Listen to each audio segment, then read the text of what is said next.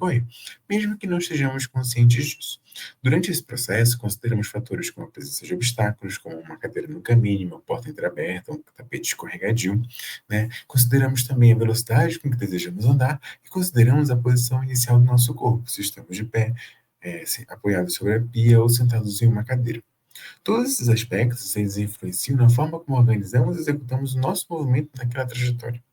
De maneira semelhante, né, na robótica, a gente coloca a seguinte questão: como é que a gente vai planejar uma trajetória de manipulador para que o seu efetuador se desloque do ponto inicial P1 até o ponto final P2, respeitando restrições físicas, limitações de movimento e possíveis obstáculos naquele ambiente de trabalho?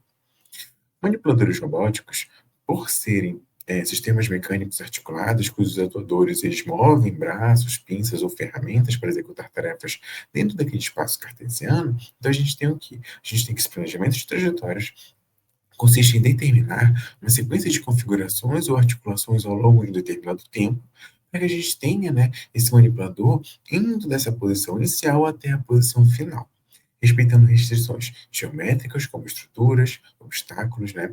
Restrições cinemáticas, como limitações das juntas, velocidades e aceleração, restrições dinâmicas, que são as forças, torques e inércias aplicadas sobre o sistema do nosso manipulador, além de critérios de otimização de tempo, consumo de energia, suavidade de movimento.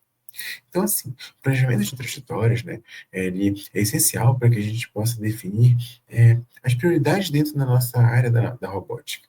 Então, assim, se a gente tem, por exemplo, um manipulador utilizando uma função de solda, a trajetória precisa ser seguida com exatidão para que a gente possa garantir a qualidade do processo de solda. Então, a gente precisa garantir que essa qualidade total desse processo de solda seja obedecida. Em operações pick and place, né, a trajetória deve ser seguida com exatidão, por quê? Para que esse objeto possa ser pego e solto com exatidão no local determinado para a operação do nosso manipulador. Então, assim, na robótica, os métodos de ajuste para geometria de trajetórias devem estar integrados à cinemática, à dinâmica e ao controle, para que cada movimento programado possa ser calculado e transmitido corretamente aos atuadores. Mas qual é o grande desafio para que tudo isso possa ocorrer? O grande desafio aqui na robótica é definir um método adequado para cálculo de trajetórias que guiará o nosso manipulador.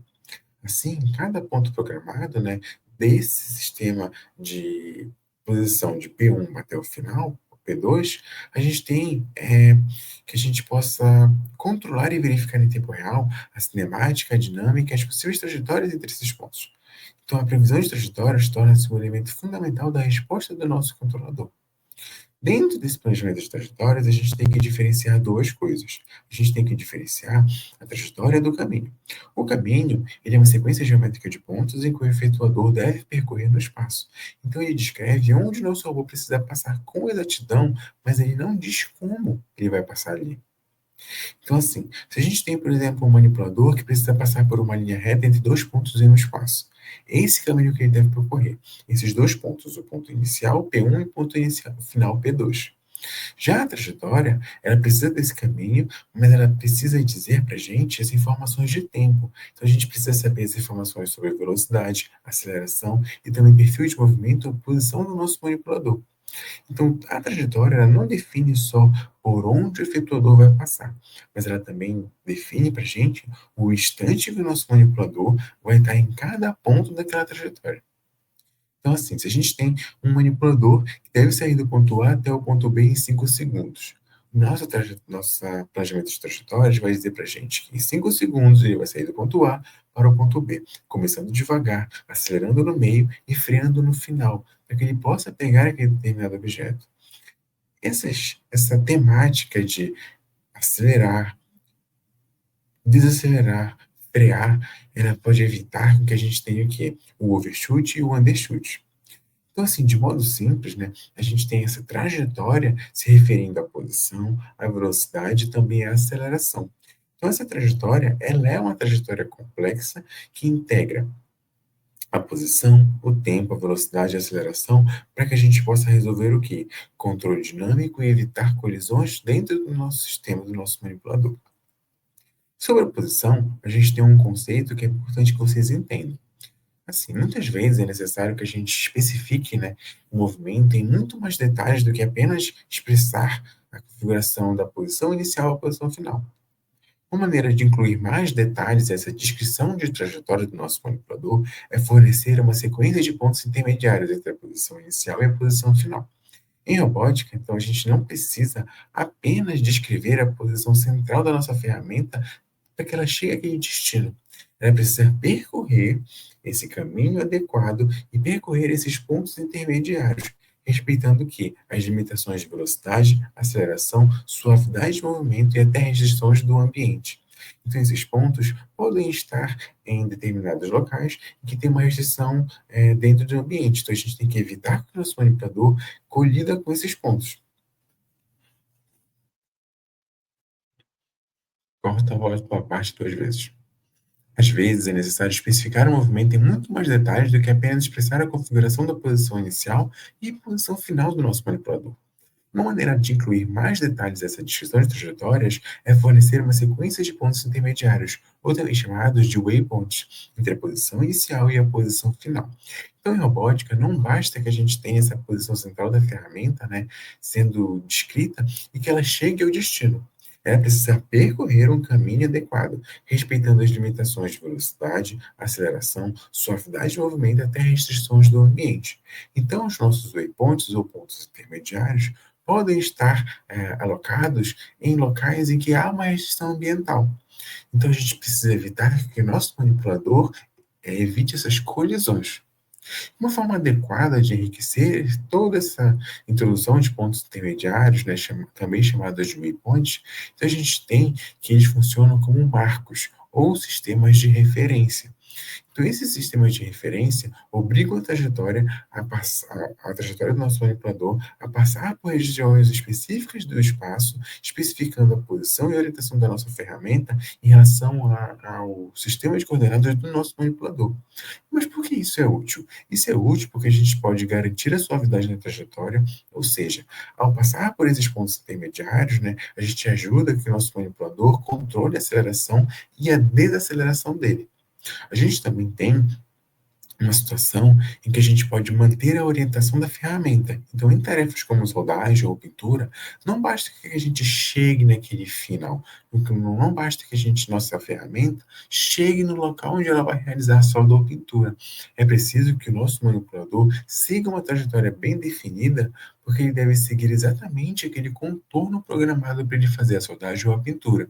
Então, se ele chega de qualquer maneira, a soldagem ou a pintura vai começar de um modo diferente do que é programado. Então, ele deve chegar de forma suave, fazer o contorno programado e assim ter uma operação perfeita. Matematicamente, né, ao adicionar esses pontos intermediários, a gente tem o quê? A gente tem uma trajetória que deixa de ser uma simples interpolação entre dois estados e agora é uma trajetória do manipulador passa a ser uma sequência de segmentos. Isso pode ser feito por diferentes métodos, como, por exemplo, uma interpolação linear de ponto a ponto, onde o caminho é definido por retas, né, entre cada waypoint.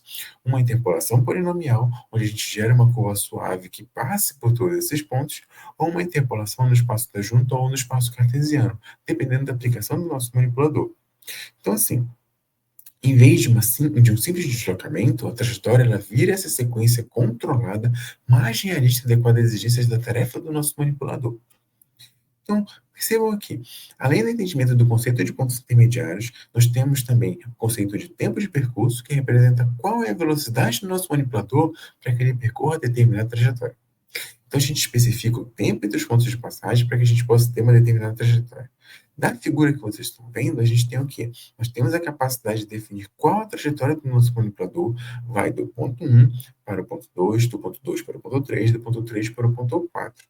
É com essa definição de tempo que nós podemos definir a velocidade que o nosso manipulador vai percorrer determinada trajetória. A chave para que a gente possa entender bem o planejamento de trajetórias é pensar em como as grandezas físicas evoluem ao longo do tempo. Então, a gente tem que o planejamento de trajetórias, né, do nosso manipulador robótico, ele tem três grandezas fundamentais que precisam ser consideradas, pois elas descrevem o movimento na forma completa, permitindo que a gente tenha esse controle preciso e eficiente do nosso manipulador. Quais são essas três grandezas? A posição, que indica onde o robô deve estar em cada instante de tempo, né? É a variável mais direta de se observar, pois ela corresponde aos ângulos das juntas no espaço das juntas, ou a posição cartesiana do nosso efetuador no espaço de trabalho do nosso manipulador. No planejamento, a posição é a ponto de partida, ou seja, é o alvo que queremos controlar. A gente tem também uma grandeza que é a grandeza da velocidade. Ela corresponde à primeira derivada da posição em relação a um tempo. Ela mostra a rapidez e direção que o nosso manipulador se desloca ao longo dessa trajetória. Controlando a velocidade é fundamental para que a gente possa evitar movimentos bruscos, e assim a gente vai garantir que o nosso robô cumpra requisitos de tempo, de ciclo, produtividade e segurança. A gente também tem como terceira grandeza a aceleração. Ela representa a segunda derivada da posição em relação ao tempo, ou a primeira derivada da velocidade também em relação ao tempo. Ela expressa a taxa de variação da velocidade. Então a gente tem o quê? Quando a velocidade do robô muda a cada instante, a gente tem uma aceleração que muda também a cada instante. Então, essas acelerações muito altas significam mudanças rápidas na velocidade, o que pode gerar esforços excessivos sobre os atuadores, vibrações e até falhas mecânicas no nosso manipulador. Só que a gente tem uma trajetória que começa do ponto inicial, vai até o ponto final. Então, esse movimento de trajetória deve percorrer em um instante de tempo inicial, que a gente vai chamar de T0, até o instante final, que a gente vai chamar de TF. Né? Então, existe uma aceleração inicial e existe uma aceleração final para o nosso manipulador, para essa trajetória do nosso manipulador. Então, a posição inicial do nosso manipulador é conhecida e representada por um conjunto de ângulos das juntas. Então, para cada junta é necessário definir o quê? Uma posição inicial, uma posição final, uma velocidade inicial, uma velocidade final. Então, a gente tem que os ângulos das juntas, né, no instante, por exemplo, zero, a gente vai ter que o ângulo inicial zero, a gente parte daquela posição. E o ângulo final da junta vai ser o quê? Vai ser o nosso tempo zero, porque quando a gente chega na posição final, a gente já percorreu essa grandeza de tempo ao longo dessa nossa trajetória. Para garantir uma função contínua, né, em termos de velocidade, as velocidades iniciais e finais, elas também precisam ser zero. Por quê? Porque a velocidade inicial zero determina que a nossa posição inicial está naquele determinado ponto. E a velocidade final, o zero, indica que o nosso manipulador percorreu toda aquela trajetória e parou naquele determinado ponto que ele deveria parar. Mas como é que a gente faz para calcular a posição, velocidade e aceleração a partir do entendimento dessas restrições iniciais que a gente tem do nosso manipulador? É aí que entra o polinômio cúbico. Por ele ter quatro coeficientes, nós podemos satisfazer essas restrições que são impostas para o planejamento de trajetórias. Então, a gente tem o quê? A gente tem que o nosso polinômio, representando a trajetória, é θt, a0 mais a1t mais a2t ao quadrado mais a3t ao cubo. Mas o que a gente tem com isso? A gente tem que o A0 representa a posição inicial, o A1 representa a influência da velocidade inicial do preenchimento de trajetórias, e o A2 e o A3 eles representam os termos que moldam a curva para satisfazer as condições finais de posição e de velocidade. Os polinômios de ordem maior, como por exemplo o de quinta ordem, eles são usados quando a gente também quer controlar as acelerações iniciais e finais. Eu vou falar isso um pouco mais no final da aula, né? Mas essas acelerações iniciais e finais, elas influenciam muito no controle de suavidade de trajetória do nosso manipulador. Então, quanto melhor esse controle de aceleração, mais suave fica a curva de suavidade do nosso manipulador. Mas não é o caso agora, a gente vai tratar apenas de polinômios cúbicos, tudo bem? Então, assim, esses termos, né, t ao quadrado e t ao cubo, eles aparecem porque a gente precisa dessa curvatura e da suavidade de movimento. Eles são responsáveis por permitir que a trajetória tenha aceleração variável, garantindo que o robô saia do repouso, acelere e depois desacelere até a parar. Mas por que eu estou falando isso para vocês? Porque a gente precisa entender que o planejamento de trajetórias, ele consiste em cálculos de velocidade e da aceleração, né, baseados ao longo dessa trajetória a partir da posição do nosso manipulador, sendo obtidos por derivadas. Então, o que a gente tem? A gente tem que da primeira derivada da posição, né, a gente vai ter a nossa velocidade. Então, a primeira derivada da posição fica a1 mais 2a2t mais 3a3t ao quadrado.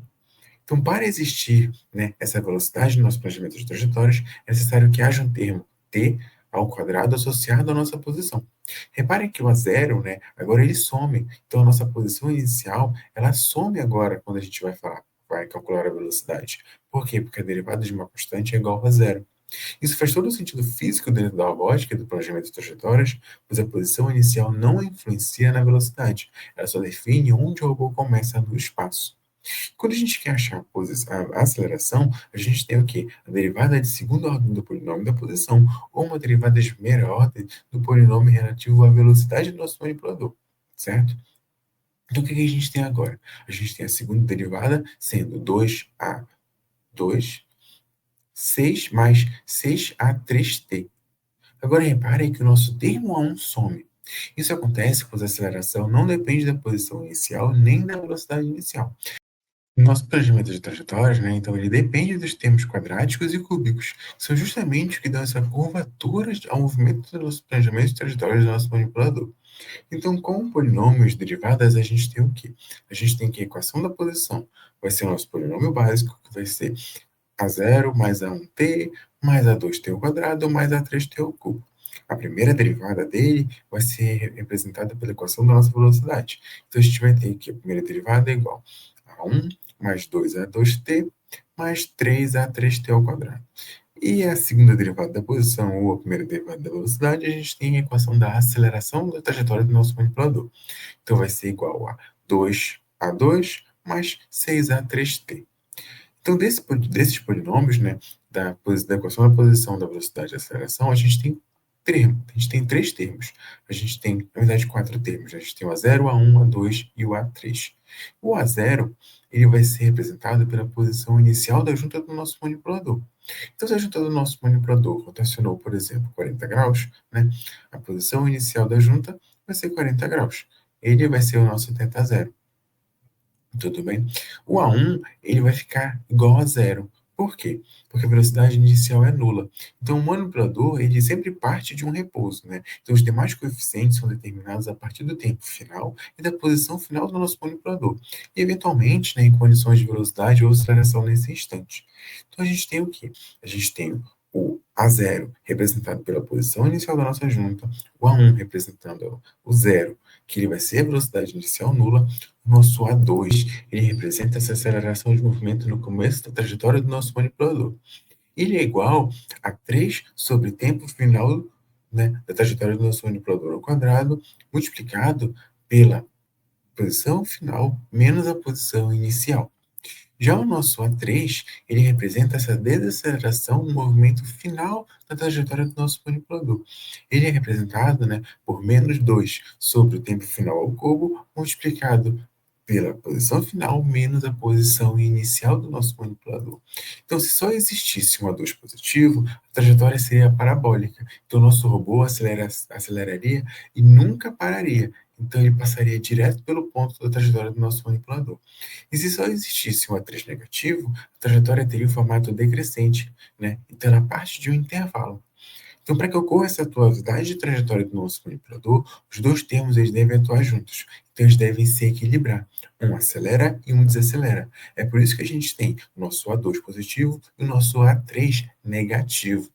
Então, agora que a gente tem, né, o A0, o A1, o A2 e o A3, a gente pode calcular o nosso polinômio cúbico, que conecta qualquer posição inicial do ângulo da junta com qualquer posição final desejada, considerando que a junta começa e termina com velocidade igual a zero.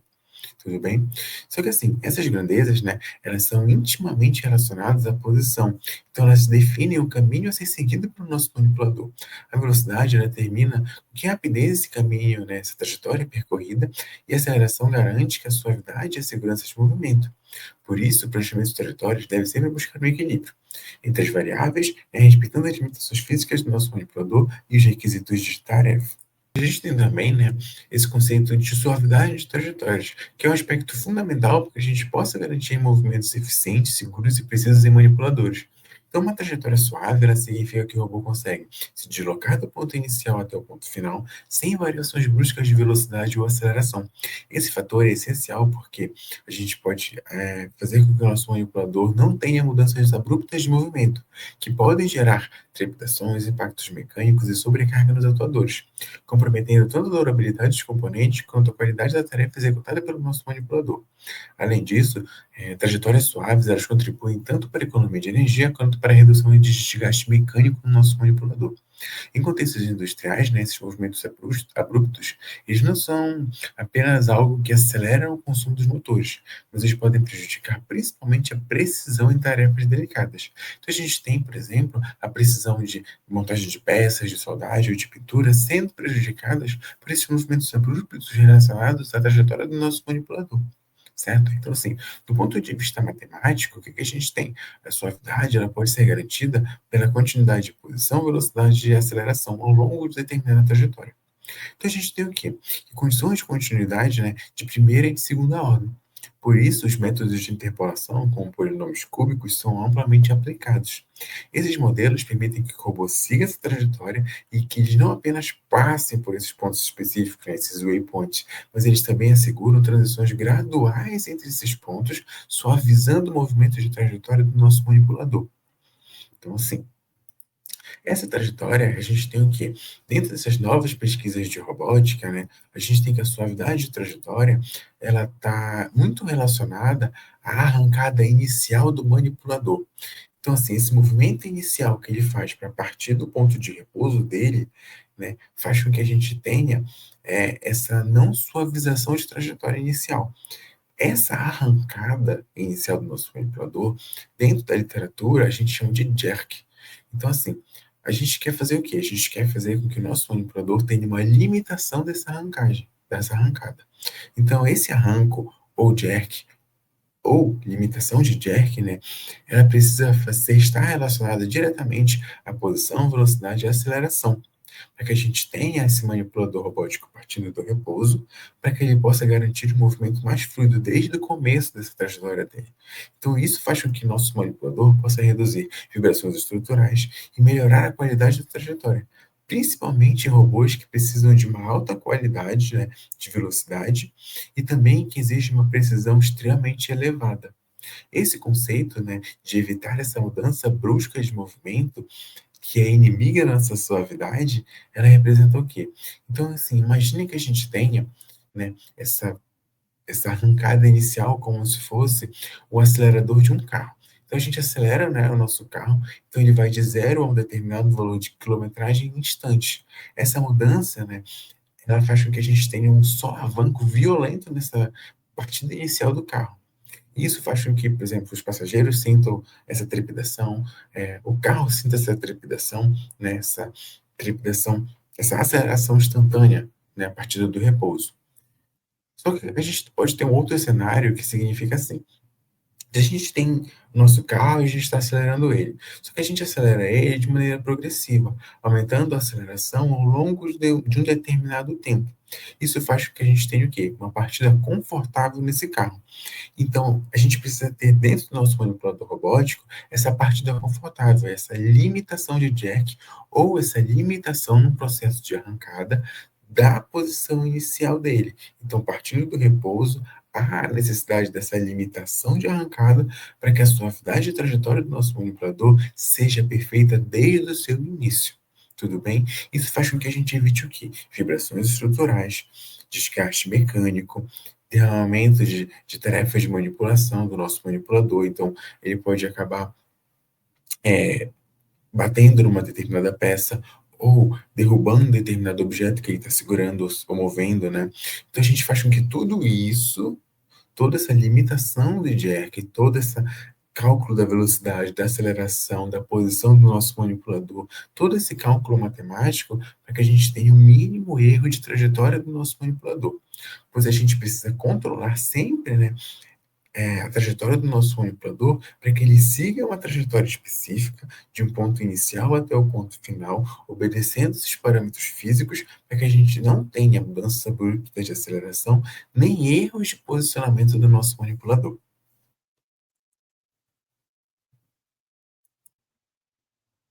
Na segunda parte da nossa aula de hoje, nós vamos falar sobre a introdução do sistema de controle na robótica e os tipos de controle utilizados em manipuladores industriais. Então, assim, na robótica, a eficiência e a precisão na execução de tarefas dependem diretamente da qualidade dos sistemas de controle empregados. O robô manipulador, ele precisa que seus dispositivos de manipulação, como motores, garras e atuadores, sejam controlados de forma eficaz para que ele consiga interagir com o ambiente, de forma eficaz. Então, sem um sistema de controle apropriado, o robô pode apresentar falhas graves, como quando ele tenta segurar o objeto, se ele aplica uma força excessiva, ao segurar o objeto, ele pode quebrar. Ou ainda ao contrário, se ele não aplica uma força suficiente naquele objeto, pode acontecer o quê? Pode acontecer que ele solte o objeto durante a trajetória. Então, isso compromete toda a operação do nosso manipulador. Então, o controle, ele não é simplesmente um detalhe técnico que a gente precisa, mas ele é um elemento central que garante o funcionamento confiável e seguro dos sistemas robóticos. A gente pode fazer uma analogia com o corpo humano. Então, assim, quando a gente segura, por exemplo, um copo de água, a gente sabe exatamente a força que a gente tem que aplicar para não quebrar o copo e para conseguir levar aquele copo de uma determinada posição até a nossa boca. Esse processo é resultante do quê? Resultante de uma interação entre o cérebro, os músculos e os sentidos. Esse processo é resultante, dessa interação e desempenha o papel de controlador. Ele envia os sinais elétricos para os músculos que atuam como atuadores, ao mesmo tempo em que recebe informações sensoriais sobre o peso, textura, posição e temperatura. Essa troca constante de informações permite que a gente possa o quê? Ajustar em tempo real a forma como a gente está fazendo aquele controle do nosso movimento. Então, da mesma forma, o sistema de controle da robótica tem por objetivo imitar, ainda que de maneira simplificada, esse mecanismo de coordenação e adaptação, tornando possível com que os robôs realizem atividades como montagem, transporte, inspeção e até mesmo uma interação entre os manipuladores robóticos e os manipuladores humanos dentro daquele ambiente de trabalho, de forma eficiente e precisa. Para compreender a aplicação do sistema de controle na prática, é fundamental que a gente tenha o entendimento sobre a teoria de controle. Então, assim, em termos gerais, a teoria de controle estuda, como manipular sistemas dinâmicos para atingir objetivos específicos. Um sistema dinâmico é qualquer processo que evolui com o tempo, como a rotação de motor, movimentação de braços robóticos, até a variação de temperatura dentro de um forno. Esses sistemas estão presentes em praticamente todas as áreas da engenharia: engenharia elétrica, mecânica, automação, aeronáutica, química, na parte industrial também. Então, o propósito principal da teoria de controle é projetar e implementar mecanismos capazes de regular importantes variáveis do nosso sistema, mantendo-as dentro de um padrão desejado, mesmo diante de perturbações externas. Isso pode incluir controlar a velocidade de rotação do motor, manter a posição exata do braço robótico naquele exato momento para que ele realize determinada ação, regular a pressão de um sistema hidráulico ou ajustar a trajetória de um veículo autônomo. Em todos esses casos, o controle ele é o elo que garante que o sistema real siga de perto o comportamento esperado e programado para que ele reaja, minimizando erros e otimizando a eficiência. O sistema de controle básico envolve três elementos principais: a variável de interesse, o atuador e o controlador. A variável de interesse, ela mede a variável que a gente quer controlar naquele sistema. Então, por exemplo, se a gente tem a posição de uma junta robótica, então, em seguida, essa medida é comparada com o valor de referência, a posição ideal que ela deveria ter ficado. Essa diferença entre o valor medido e o valor desejado é chamado de erro de controle. Com base nesse erro, o controlador decide a ação a ser tomada e envia um sinal ao atuador, que ajusta o sistema para reduzir esse erro. Então, esses processos eles podem ocorrer de maneira contínua e rápida, desde que haja o sistema de controle adaptado para eles, possibilitando ajustes em tempo real, para que sempre o nosso erro seja igual a zero. Essa diferença de categoria de sistema de controle, então cada uma é adequada a um tipo de problema específico. A gente tem essas categorias do nosso sistema de controle, sendo o controle de malha aberta e malha fechada. Então, no controle de malha aberta, o sistema de execução do nosso manipulador, ele é uma ação que, sem verificar o resultado real correspondente ao esperado. Então, ela é simples, mas ela é suscetível ao erro. Por quê? Porque ela não verifica o estado real do nosso manipulador dentro daquele sistema. O sistema de controle em malha fechada, pelo contrário, é o sistema de controle de feedback. Então, há uma realimentação de informações que permite correções automáticas e maior precisão.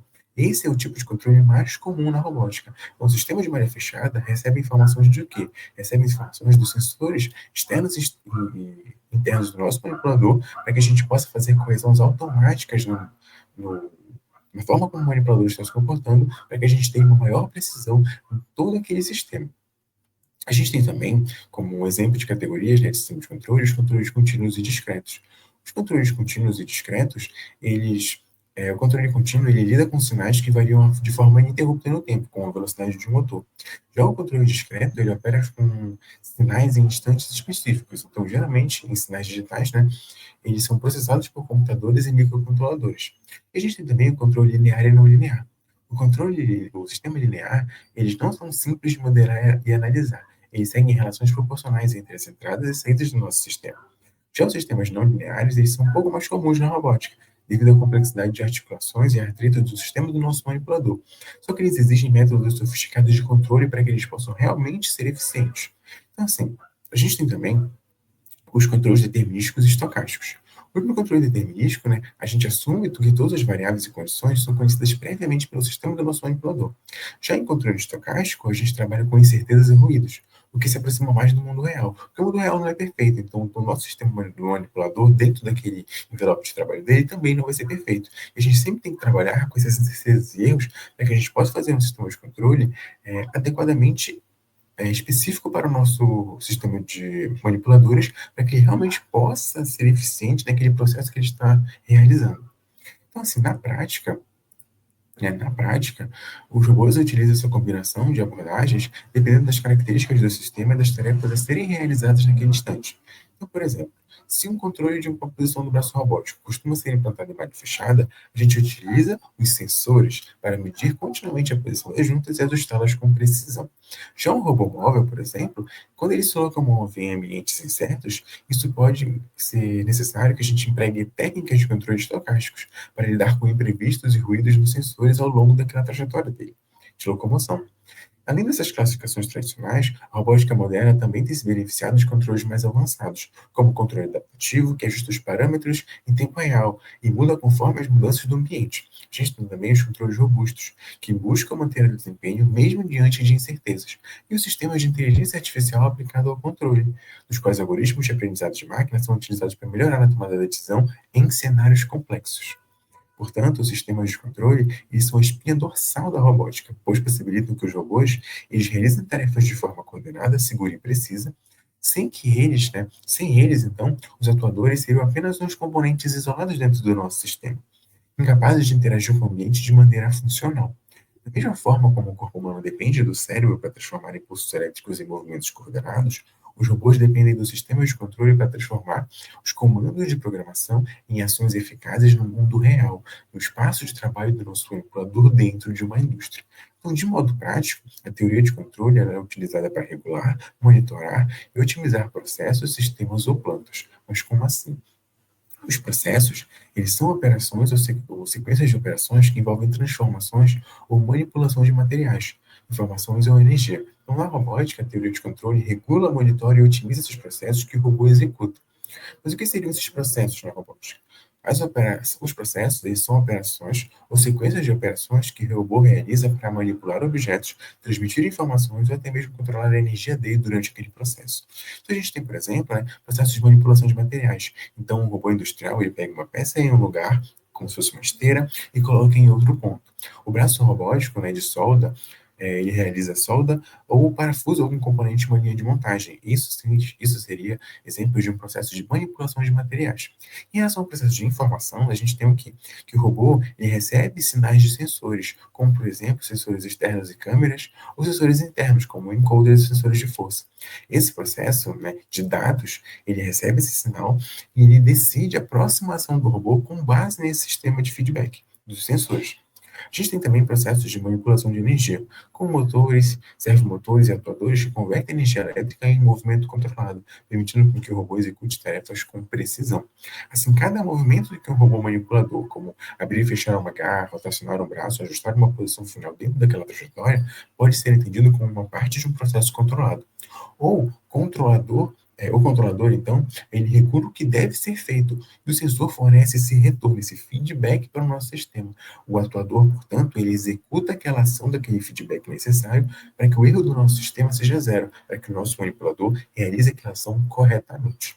De forma resumida, na robótica, esses processos estão em cada sequência de movimentos e decisão que o nosso manipulador faz para tornar o ambiente melhor. Então, seja manipulando objetos, dados ou energia. O sistema, portanto, né, ele opera em nível hierárquico abaixo do processo, coordenando componentes individuais para produzir resultados ou movimento desejado de maneira eficiente e precisa. Quando a gente fala de planta do nosso sistema, a gente está falando tipicamente do dispositivo de manipulação físico em si. Então, a gente fala sobre o dispositivo de manipulação que a gente deseja controlar. Isso inclui braços robóticos com garras, atuadores ou qualquer outro mecanismo que execute operações físicas do nosso sistema. Essa planta é um objeto físico cujo comportamento deve ser governado pelo controlador. Então, o que a gente tem? Né? A gente tem as entradas do nosso sistema conhecidas como sinais de controle. Então, assim, também são conhecidas como variáveis manipuláveis. São comandos aplicados à planta do nosso manipulador. Então, por exemplo, em um braço robótico, o sinal de controle, ele pode ser a tensão aplicada aos motores das juntas. A saída do nosso sistema, chamada de variável controlada, é resultado físico desse comando, como posição ou velocidade angular real da junta. O ajuste de sinal de controle, ele altera diretamente o comportamento da planta, influenciando, assim, a variável controlada, a posição. Então, esses sinais são fundamentais para que o comando, né, para possibilitar comandar e otimizar a trajetória e a força do nosso manipulador robótico. A construção desse modelo dinâmico do sistema é definido matematicamente. E o que ele constitui? Constitui a variável controlada e o sinal de controle. É feito através de uma modelagem matemática que descreve com precisão o comportamento dinâmico da nossa planta. Tudo bem? Então, o que a gente tem? A gente tem uma entrada, que é a variável manipulada, a gente tem uma saída, que é a variável controlada. E a gente tem toda essa operação do nosso manipulador, que é a planta, a partir de um domínio de tempo. Então, essas ações que ele faz variam conforme o tempo que a gente vai utilizar para realizar aquela ação do nosso manipulador. Por isso é crucial entender que tanto a entrada quanto a saída são sinais que evoluem dinamicamente com o tempo. Isso significa que seus valores mudam continuamente devido a influências externas, como perturbações, e a própria dinâmica interna do nosso sistema, do nosso manipulador. Então, imagine que a gente vai controlar uma posição de uma junta, né, de um braço robótico, e a gente tem uma variável de entrada, um sinal de controle, que é a tensão elétrica enviada ao motor. Essa tensão pode variar ao longo do tempo, suavizando o movimento de trajetória do nosso manipulador, ou responder a um comando específico. A variável de saída ou variável controlada é a posição angular real da junta do nosso manipulador. A variável de saída ou variável controlada é a posição angular real da junta rotacional, medida por um encoder. Se o robô encontrar uma resistência inesperada, uma perturbação qualquer, a posição de saída se desviará da trajetória esperada. O sistema de controle, então, ele deve ajustar o quê? Ele deve ajustar dinamicamente o sinal de entrada para compensar, por meio desse feedback, a posição por meio desse feedback ou realimentação do sistema. Então, esse erro é, e, do sistema de controle, então, ele deve ajustar dinamicamente o sinal de entrada para compensar, por meio desse feedback ou uma realimentação do sistema, esse erro e fazer com que a junta retorne à posição desejada. Essa posição desejada ou trajetória esperada, em cada instante do tempo, é justamente o nosso set point, é o valor de referência do nosso sistema. Ele é o objetivo que o controlador quer que a variável controlada atinja e mantenha. Portanto, projetar os controladores para dispositivos de manipulação é necessário que a gente possa modelar e prever como essas variáveis evoluem temporalmente. O controlador deve ser projetado para responder essas dinâmicas em tempo real, assegurando precisão, estabilidade, robustez e eficiência na execução de tarefas. Só que para esse processo, é importante que a gente entenda que esses mecanismos robustos dos manipuladores são divididos em hardware e software. Então, assim, a gente tem, né, a unidade de controle do nosso manipulador é onde o software pode ser alocado dentro dessa unidade de controle. Ele realiza essa ação de comparação entre o sinal de referência, o nosso set point, e um sinal que está chegando do exterior, que é o sinal de manipulação do nosso manipulador robótico. Esse sinal exterior é medido através dos sensores que ficam na parte de rádio e fornece esse sistema de feedback para o nosso sistema. Os sinais, então, eles são comparados e será gerado um erro. E qual é o nosso objetivo como participante desse processo? A gente projeta o nosso manipulador robótico dentro desse contexto industrial e faz com que esse erro, né, entre esse erro do nosso sinal de referência com o sinal que está chegando no exterior seja zero. Então, o nosso código manda o sinal de correção para o atuador, que são os motores do nosso manipulador, que a partir da correção desse erro vão se movimentar diferente do que estava acontecendo anteriormente, para que o nosso sinal de referência, ou o nosso set point, seja atingido corretamente. Então, o nosso manipulador vai estar agora com esse erro corrigido.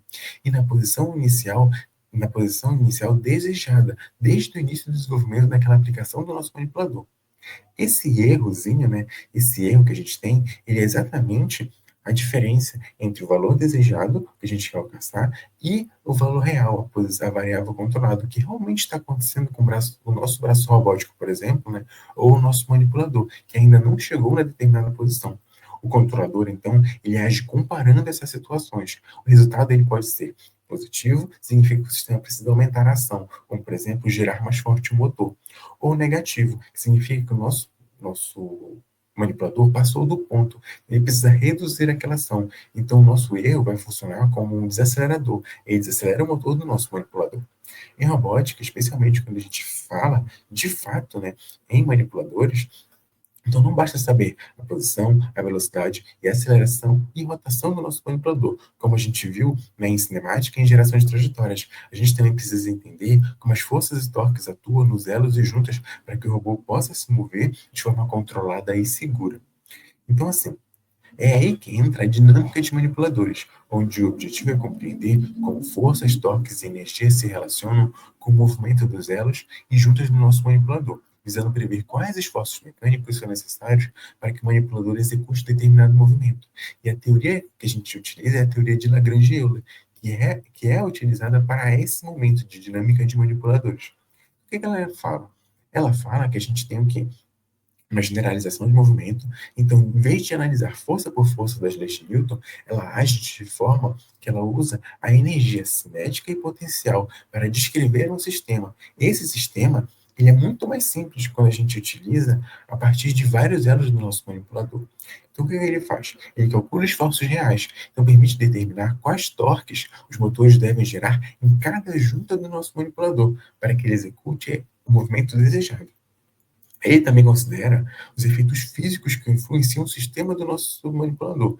Então, ele identifica, né, e considera os efeitos físicos que influenciam diretamente o desempenho do nosso robô. Então, a gente fala nessa parte sobre inércia, gravidade, atrito ou outros. Então, assim, a gente tem esse método de Lagrange-Euler sendo preferido da robótica porque ele fornece o quê? Um modelo matemático muito mais compacto e sistemático do que trabalhar diretamente com as leis de Newton em cada elo. Assim, antes de entrar nas equações de Euler, é fundamental que a gente entenda alguns conceitos físicos básicos. Então, o que a gente tem? A gente tem o conceito físico de força, que é a grandeza que provoca a variação de movimento, ou seja, é qualquer interação que pode alterar o estado de movimento de um objeto. Em um braço robótico, forças são aplicadas pelos atuadores, né, que são os motores, para mover elos e cargas associadas ao trabalho do nosso manipulador. Então, assim, se nosso manipulador levanta um peso, o que a gente chama também de payload, que é aquela carga que fica na ponta do nosso braço robótico. Os atuadores eles devem gerar força suficiente para vencer o quê? Primeiramente, a gravidade, para que ele realmente possa fazer aquele movimento de encaixe na peça e levantar aquela peça, ou movimentar aquela peça. E vencer a gravidade é necessário para que ele realize o movimento programado no nosso manipulador. A gente tem também o conceito físico de torque. O torque ele representa a força aplicada em uma rotação. Então, o torque, né, ou momento de força, ele é equivalente ao rotacional da força do nosso sistema. Ele produz ou altera a rotação. Na robótica, junto às rotacionais dos robôs, eles são acionados por torques gerados por motores. Esse torque é necessário dependendo da carga e do comprimento do elo do nosso manipulador. E a gente tem também o conceito de energia. Essa energia ela pode estar armazenada, pode ser energia potencial, ou associada a um movimento, que é a energia cinética. Em braço robótico, a energia potencial aumenta quando ele levanta o objeto. E a energia cinética está associada ao movimento que os elos fazem naquele sistema, para que ele possa movimentar uma carga, por exemplo. Então, as equações de Lagrange-Euler, né, elas usam essas energias para modelar uma dinâmica do nosso manipulador, sem precisar analisar forças e torques individualmente. Elas são dadas por essa equaçãozinha básica aqui, que é a derivada do tempo vezes a derivada de tempo de d-ROM de L, de Lagrange, sobre d-ROM de Q. Esse Q com pontinho, né? Então, ele representa esse d-ROM do nosso, das equações de Lagrange-Euler. As equações de Lagrange As equações de Lagrange-Euler, portanto, usam essas energias para modelar a dinâmica do robô, sem precisar analisar forças e torques individualmente. Elas são dadas por essa fórmula básica da equação de Lagrange-Euler. Então, o que a gente tem? A gente tem a derivada do tempo de d-ROM de L de Lagrange sobre d-ROM de Q. Então, esse d-ROM ele representa derivadas parciais, que é resultado da diferenciação de uma função de múltiplas variáveis em relação a uma única variável, mantendo todas as outras variáveis como constantes. Então, o que a gente tem com isso? A gente está derivando, né, no tempo, a derivada parcial da diferença entre as energias cinética e potencial pela velocidade, que é esse Q com pontinho. Então, assim, subtraindo da derivada parcial da diferença entre as energias cinética e potencial e a posição das juntas, que é dada por esse Q, nesse d-ROM de Q. Agora, nós entramos na segunda parte desse momento do método de Lagrange-Euler, que é compreender como essa representação é essencial para avançar nos projetos de controladores, pois elas permitem, né, essas equações permitem que a gente tenha uma compensação não linear, então a gente pode ter inércia a variáveis e efeitos científicos aplicados no sistema dos nossos manipuladores. A gente pode projetar leis de controle. Então, a gente projeta controles por feedback, por exemplo, né, como controladores P e D. E a gente pode ter também análise de estabilidade e desempenho do nosso sistema, do nosso manipulador, a partir dessas equações. Então, o problema do controle de manipulador não tem uma única solução.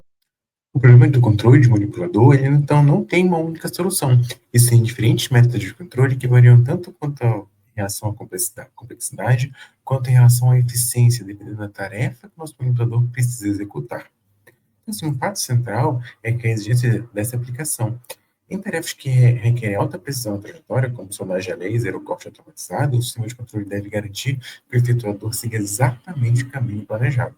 Já em tarefas mais práticas, como paletização, por exemplo, né, o que realmente importa é que o efetuador chegue à posição final desejada, a posição mais a orientação. Não sendo tão necessária assim que a gente tenha, né, esse caminho exato sendo percorrido entre os pontos. Então depende muito da tarefa que a gente vai utilizar na indústria e no nosso manipulador. Outro aspecto decisivo é a estrutura mecânica do nosso manipulador. Então, a gente tem um controlador, por exemplo, de um robô cartesiano, que ele tende a ser muito mais direto do que um robô antropomórfico, já que as equações de movimento e acoplamento entre as juntas são muito diferentes. Além disso, o controle geralmente é formulado em um sistema de coordenadas globais, né, definidos para o usuário, também chamado de sistema de coordenadas de tarefa. Então, nesse contexto, o interesse principal está na pose do nosso efetuador, a posição e orientação final do nosso manipulador robótico, enquanto as variáveis internas dos robôs, como ângulos da junta, chamadas de coordenadas internas, são secundárias e só aparecem a nível de implementação de controle. A gente pode dizer, então, né, que a gente tem um desafio de controle. E qual é esse desafio? Escolher o método adequado para cada tipo de robô e aplicação, equilibrando precisão, eficiência e complexidade. Conforme mostrado nas equações, né, características da equação de Lagrange, a gente pode descrever essa dinâmica dos manipuladores. Então, esses sistemas apresentam equações não lineares, que exigem métodos específicos para a solução. Então, um componente linear que, apesar de ser uma aproximação, pode ser aplicado em manipuladores robóticos para facilitar o projeto de controladores e obter até que bons resultados. Então, o estudo do controle linear é fundamental, pois serve como base para que a gente possa compreender técnicas de controle mais avançado. Esses métodos são capazes de lidar melhor com as não linearidades do nosso sistema. Então, assim, a gente tem esse entendimento muito mais acessível quando a gente já domina essa lógica, né, de controle. Da equação de Lagrange, né, a gente tem o quê? A gente tem essa técnica de controle aplicada em variáveis de problema. Então, a gente tem ângulos das juntas e torques aplicados nos motores das juntas. E isso faz com que a gente tenha a formulação básica de Lagrange, que é, né, a função que se baseia em a energia cinética, que é o movimento dos elos dos nossos manipuladores, menos a energia potencial, devido à gravidade do nosso sistema. Isso faz com que a gente tenha equações que são baseadas em variáveis das juntas, o vetor de forças generalizadas e energia cinética potencial, dadas respectivamente dentro do nosso sistema. Só que isso tudo faz com que a gente tenha, né, uma equação de controle final que a gente identifica a matriz de inércia do sistema do nosso manipulador, onde a gente tem uma matriz que identifica o Q, que é esse vetor de coordenada generalizada, que são os ângulos das juntas, o MQ, que é a matriz de inércia, né, se é simétrica e definida positivamente, esse VQ, que representa os termos de Coriolis e o termo centrífugo aplicados no nosso sistema, esse G de Q, que representa o vetor de torque gravitacional no nosso sistema, e o T, que é o vetor de torque aplicado nas juntas do nosso sistema. Então, esse modelo, ele tem uma captura, né, de dinâmica não linear, acoplada ao sistema do nosso manipulador, sendo fundamental para que tenha um projeto de estratégia de controle precisa e eficiente. Então, assim, em termos de geração de trajetória, né, a gente tem o quê? A gente tem uma trajetória do nosso manipulador, e essa trajetória, em relação à posição, velocidade e aceleração, é utilizada no nosso sistema de controle. As informações de posição, velocidade e aceleração são necessárias para que a gente possa calcular o torque do nosso manipulador, como eles são adquiridos por sensores acoplados às juntas dele. Então, assim, um modelo dinâmico, ele possui imperfeições. A gente não consegue prever algumas estabilidades de estudo que podem ocorrer fisicamente no nosso manipulador. Assim, apenas utilizar uma equação não permite assim, um cálculo correto de torque. Então, dessa forma, é necessário que a gente possa realimentar esse sistema através de um controle de feedback, para que essas informações de velocidade, de posição, sejam atuais e sempre corrijam o erro. Então, a gente tem, né, essa junta do nosso manipulador, os sensores acoplados a ela, para que a gente possa ter efetivamente a nossa posição em tempo real. Então, assim, só que, embora, né, o nosso sistema de controle de manipulador robótico caracterize naturalmente como um sistema de múltiplas entradas e múltiplas saídas, o mínimo, em torques aplicados em múltiplas juntas, interferem simultaneamente na saída do sistema do nosso manipulador. É frequentemente, né, na prática do controle, adotar uma abordagem mais simplificada, tratando apenas como N sistemas CISO. Então, o que a gente tem? Em vez de ter um controle que observa múltiplas entradas e múltiplas saídas de forma conjunta, a gente tem um sistema que olha variáveis, várias entradas, então N entradas e N saídas. Então, N sistemas de uma entrada e uma saída, independentemente, para que a gente forme todo esse sistema múltiplo do nosso manipulador. Então, esses N, né, sistemas de entrada e saída independentes, que juntos se caracterizam como um único sistema de múltiplas entradas e múltiplas saídas. Essa estratégia de compactuação, vamos falar assim, ela permite que a gente tenha uma implementação muito mais intuitiva e computacionalmente eficiente. Então, em vez de cada controlador atuar de forma descentralizada, ainda que ignore momentaneamente os efeitos de acoplamento, né, a gente tem o quê? A gente tem uma aproximação. Então, essa visão oferece vantagens didáticas e práticas significativas, facilitando tanto o projeto inicial quanto os ajustes necessários nos projetos individuais de cada junto do nosso manipulador. É para isso que a gente utiliza o quê? Controladores. Então, sistemas de controle, por exemplo, o PD, o PI, o PID, fazem com que a nossa estratégia de controle para essas N sistemas CISOs funcionem adequadamente. Então, quando a gente fala de estratégia de controle, a gente está se referindo ao método ou técnica utilizado para fazer com que o nosso sistema, que é o manipulador, se comporte da forma desejada. Então, a gente quer o que com isso? A gente quer que o nosso braço robótico siga uma trajetória, mantenha uma posição ou alcance e uma velocidade necessárias para que a gente possa ter essa comparação entre o sinal de referência que é o nosso setpoint, o que realmente está acontecendo com o nosso manipulador, que é o sinal medido por meio desses sensores, por meio desse feedback de sensores. Então, a partir dessas informações obtidas, né, a gente decide o que nosso atuador vai fazer dentro do nosso sistema. Se ele vai acelerar o nosso sistema, se ele vai frear o nosso sistema. Então, dentro dessas estratégias, a gente pode definir como utilizar tipos de controle diferentes, que são utilizados de modo ou de um jeito a reagir a esse erro obtido. A partir de um controle de malha fechada, né, a gente tem esse sistema que mede a saída com os sensores, corrige o erro em tempo real, que é justamente o nosso caso aqui. Então, o que a gente faz? Essa reação do nosso sistema contra o erro é o que chamamos de controladores de malha fechada, usados em automação para manter variáveis do processo no valor desejado. O controlador PD, por exemplo, ele toma como base o cálculo de erro da posição e determinação dos parâmetros de controle, permitindo assim que a gente tenha o quê? A redução ou a eliminação de um erro. Os números, né, de controladores PD, PI, PID, eles são iguais aos números de juntas do nosso manipulador, onde cada controlador aplicado para a redução de cada erro da junta. Então, a gente tem uma equaçãozinha que é assim. A gente tem o Q sendo o que representa o erro de posição. Então, a gente tem de referência a posição, a posição de referência e a posição atual do nosso manipulador. Isso faz com que a gente possa representar qual é o controlador que vai ser aplicado naquela junta. Então, a gente tem, né, essa equação de erro representando o quanto o nosso manipulador está fora daquele alvo, está fora da trajetória determinada, né, para que a gente possa corrigi-lo. Mas como é que funciona esses controladores? O controlador PD, ele combina duas respostas e um erro. Então, o controlador, né, PD, no caso, a gente tem o quê? A gente tem o controlador proporcional, que é que quando uma ação de controle proporcional ao erro atual. Ou seja, se o erro é grande, o nosso controlador proporcional corrige maior ainda aquele erro. Se ele é pequeno, a correção daquele erro será menor.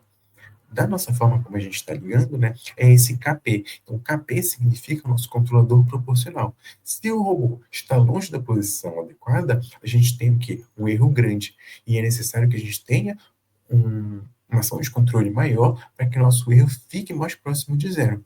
Então, a força de controle aplicada é grande. Se o robô está perto da posição, o erro é menor e o sistema de controle proporcional é menor, então a força aplicada vai ser menor.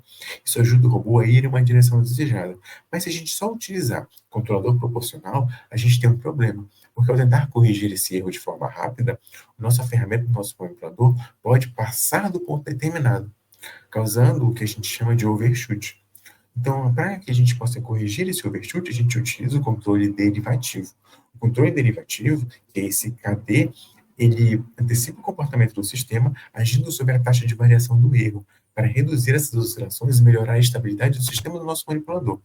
Então, o termo derivativo KD funciona como um amortecedor. O termo KD, ele entra utilizando a velocidade, né? Então, ele observa a velocidade de erro. Se o robô está chegando rápido demais àquela posição, o controle derivativo ele aplica uma força contrária para frear aquele movimento. Então, o sinal de controle final vai ser que o nosso manipulador vai responder àquele movimento, freando ele. Então, a gente tem como resultado um controlador que reduz as oscilações do nosso sistema e ajuda o robô a parar suavemente na posição correta.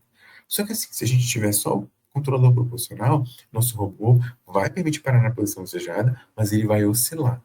Para que a gente tenha essa correção de oscilação, a gente usa o controle derivativo, que garante que ele não chegue chacoalhando lá.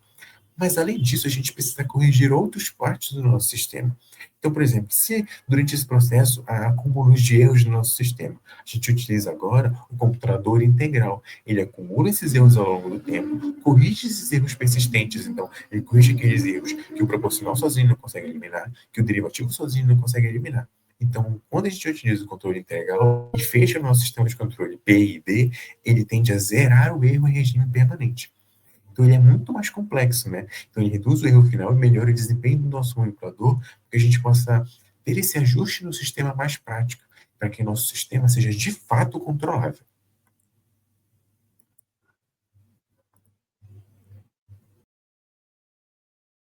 Na última parte da aula de hoje, nós vamos falar sobre programação de robôs. Então, assim, né, nos robôs industriais, né, os softwares de programação, eles processam coordenadas, parâmetros de movimento e lógicas de operação, retornando como resultado ações físicas, como deslocar um braço robótico, acionar uma garra mecânica, ou manipular uma peça com precisão.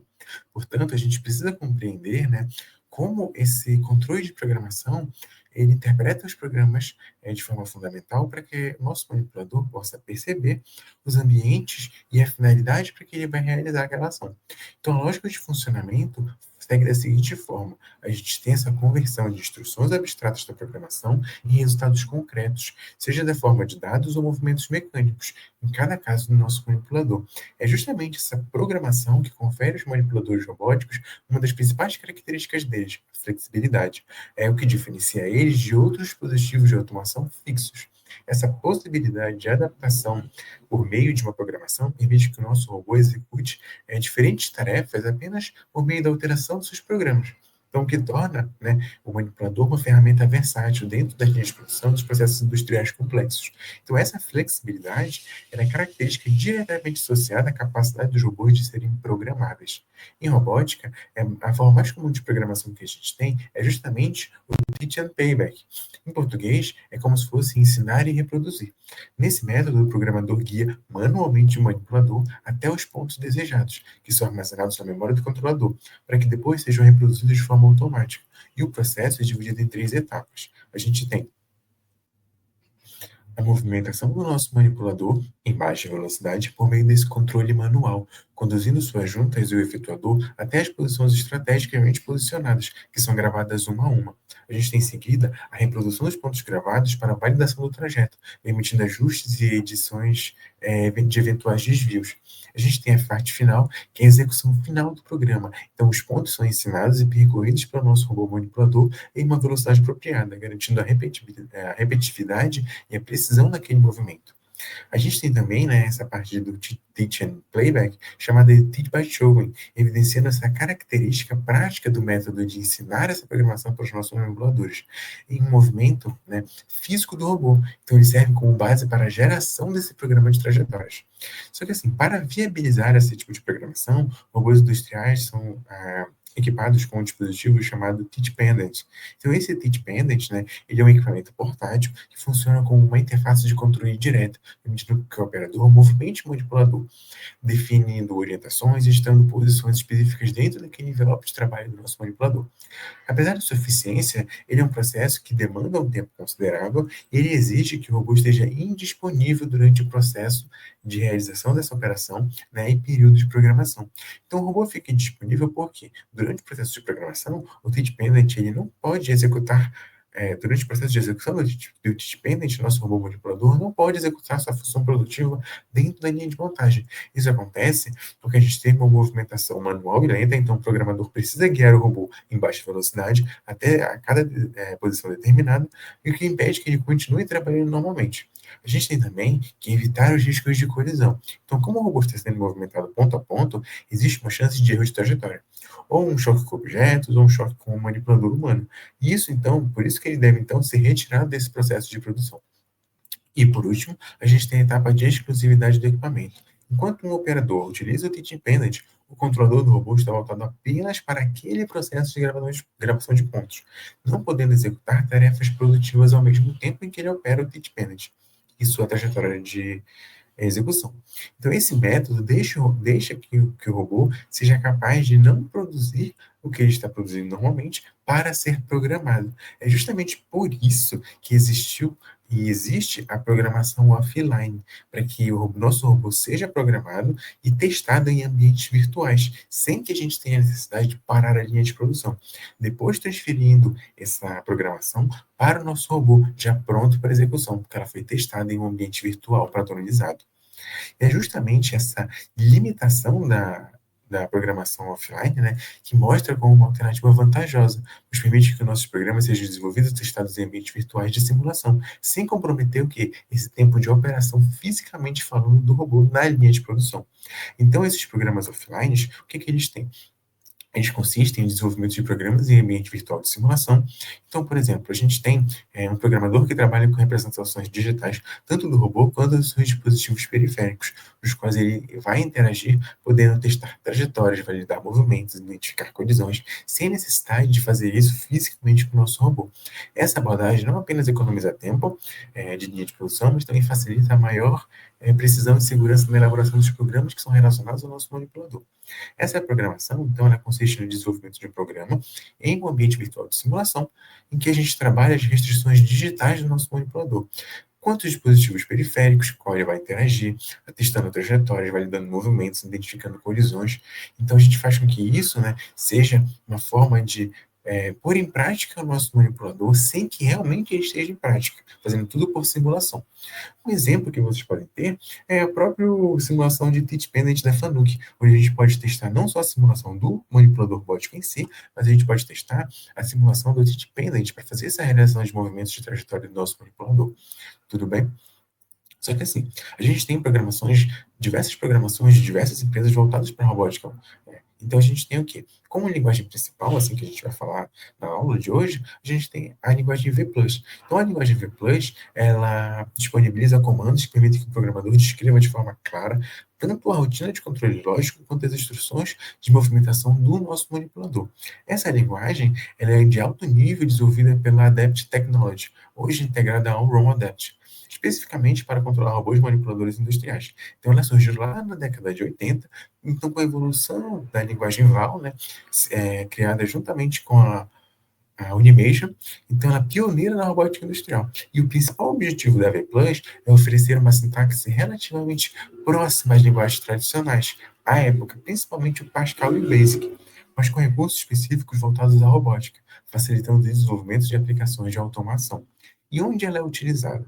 Ela é empregada principalmente em robôs industriais cartesianos e de manipulação, com braços robóticos utilizados em montagem de peças e linhas de produção, em operações de pick and place, paletização, embalagem e aplicações de soldagem e colagem, além de inspeções automatizadas, como integração de sensores e visão computacional e testes de produtos de formas automáticas. Ela é muito difundida nos robôs adeptos, especialmente nos robôs do tipo SCARA, que eram, né, e ainda são bastante utilizados na indústria eletrônica e também na indústria automotiva. Tudo bem? E como de fato ela é utilizada.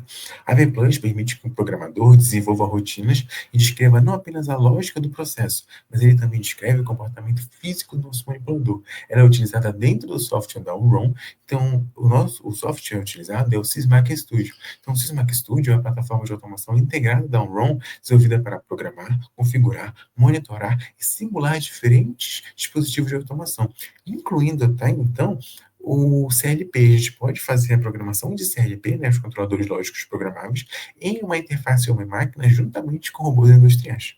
A gente também tem, né, essa parte do Sysmac de estúdio de oferecer um ambiente único, então permite que a gente possa trabalhar linguagens padronizadas, como o ladder, o texto estruturado, o diagrama de blocos, ao mesmo tempo que a gente integra robôs, sensores e sistemas de visão, tudo na única plataforma.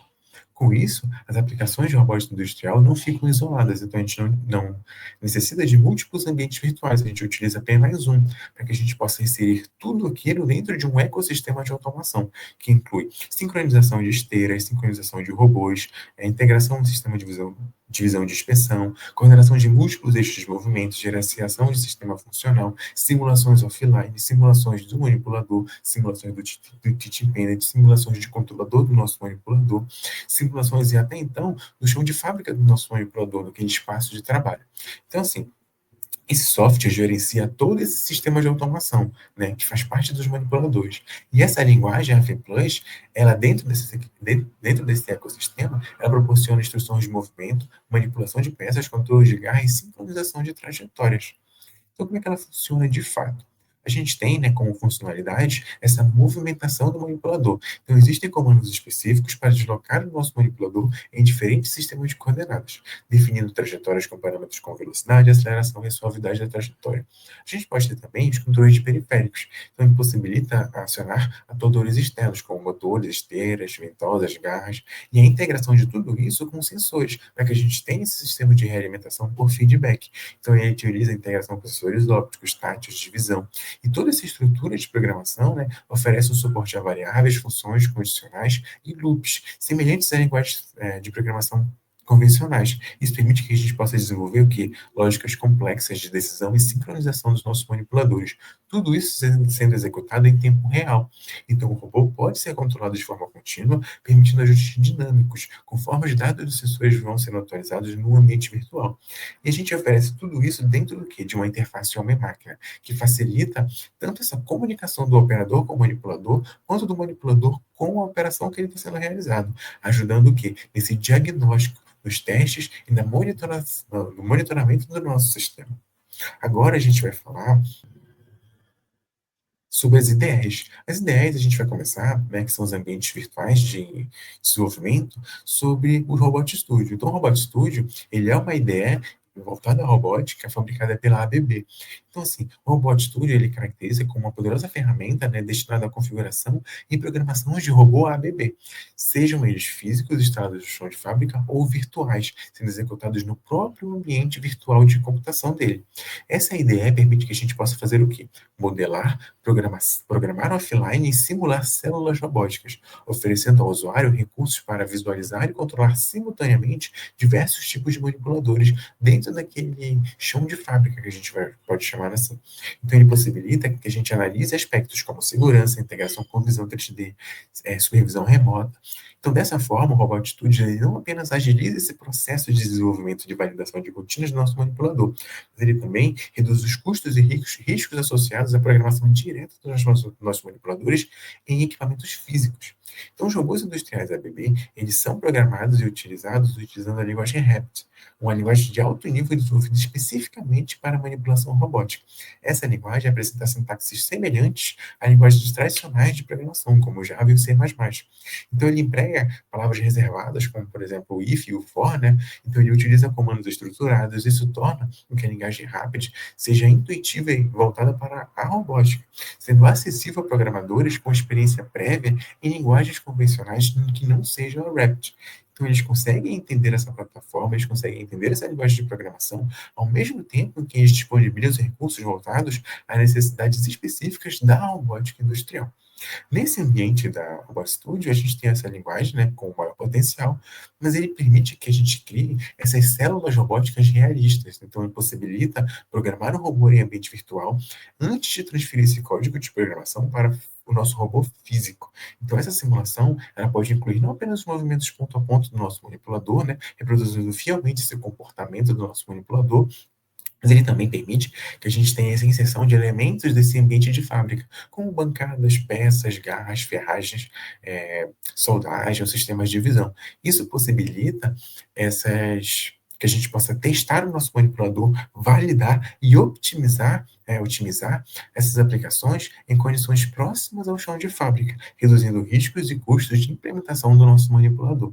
Essa linguagem Rapid, né, ela fornece o quê? Conjunto de instruções precisas para que a gente possa controlar a trajetória do nosso robô.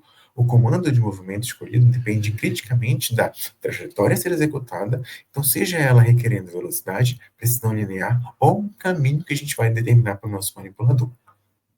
Outro exemplo de ideia muito prática, né, além do Robot Studio, né, a gente tem também a possibilidade de utilizar o Teach Pennet dentro do Robot Studio. Então, o Robot Studio faz a parte toda de integração do chão de fábrica com o nosso manipulador, e dentro dele a gente ainda pode simular o Teach Pennet para aprender a utilizar esse movimento do nosso manipulador.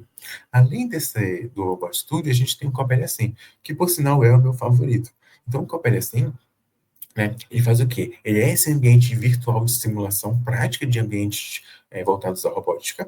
Então, ele tem esse modelo, né, mais acadêmico e industrial. Então, ele não apenas simula manipuladores industriais, mas ele cria cenários complexos de automação com esteiras, sensores de gás, sistemas de visão, sistemas de trajetória, tudo isso dentro de uma linguagem externa dele, que é a linguagem de Lua, que é usada para controlar diretamente a simulação dentro desse ambiente de simulação. Mas ele não é limitado à linguagem Lua. O que isso quer dizer? Que o nosso simulador da Copel Assim, ele fornece o seguinte: a linguagem Lua é a linguagem interna, então ela utiliza scripts próprios dentro daquela cena que ele vai criar do nosso manipulador, que seria o equivalente ao chão de fábrica, controlando objetos, sensores, trajetórias, sistemas de visão, tudo isso na integração da nossa manipulação. Só que ele faz o quê? A gente não precisa utilizar apenas o Lua. A gente pode utilizar APIs relacionadas ao Copel. Então, a gente tem APIs que se conectam com Python, com C++, com MATLAB. Então, assim, a gente pode escrever trajetórias e programas voltados à manipulação robótica. Nesses outros programas, Python, C++ e MATLAB, utilizar essas APIs para fazer a integração desses programas dentro do simulador da Copel. Isso faz com que a gente tenha aqui múltiplas formas de programação e de controle de simulação do nosso manipulador. Então, assim, além disso, né, essas linguagens, diferentes tipos de linguagem, facilitam a nossa integração, facilitam que a gente tenha esse entendimento real do sistema do nosso manipulador em diferentes tipos de linguagem, como eles são associados à robótica industrial. Outra alternativa também é o RoboDK. O RoboDK, ele destaca por ser uma interface um pouco mais intuitiva e tem um suporte direto a diversos fabricantes de robôs. Então, ele permite que a gente possa ter diferentes tipos de robôs dentro daquele ambiente virtual, como, por exemplo, o KUKA, o ABB, o FANUC, o R. E essas características do RoboDK, né, tornam ele especialmente atrativo a aplicações industriais, uma vez que a gente reduz o tempo de transferência e de simulação para a prática, porque a gente pode ter aqui diversas aplicações voltadas no mesmo programa, em diversos manipuladores de diversas empresas no mesmo ambiente. Então, assim, né, a gente tem também o MATLAB e o Simulink. O MATLAB e o Simulink, ele é muito mais uma modelagem matemática, mas ele também faz a parte de modelagem robótica a partir dos APIs utilizados em robótica do próprio MATLAB. Então, a gente tem uma ferramenta poderosa de programação e simulação de robôs e modelagem matemática, fazendo com que a gente tenha, né, todo esse controle avançado que permite não apenas simular o nosso robô, mas modelar matematicamente a dinâmica do nosso manipulador projetar controladores e integrar diferentes sistemas de automação, oferecendo recursos valiosos para o nosso entendimento. Então, assim, seja o Copel Assim, seja o RoboDK, seja o Robot Studio, seja utilizando o MATLAB com o Simulink, né? Isso evidencia que a gente tenha ambientes virtuais de programação que ampliam nossas possibilidades de ensino, aprendizagem, pesquisa e aplicação industrial. Então, a proporcionar nesses ambientes virtuais completos para a concepção, a gente tem a concepção e teste e validação dos nossos controles robóticos antes da implementação prática deles. Certo? E é isso. A gente fica por aqui na aula número 3. Espero vocês na aula de número 4. Tchau, tchau.